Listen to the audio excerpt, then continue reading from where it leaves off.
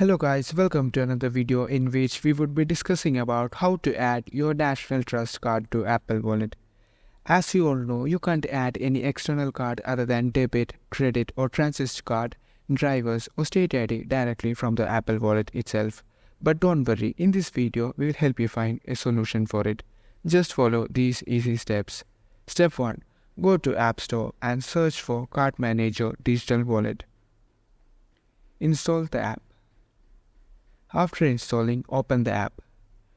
You will be able to see 4 menus named Gift, Loyalty, Membership and All. Click on All and press Add Card. Select Store Card. Now search for National Trust.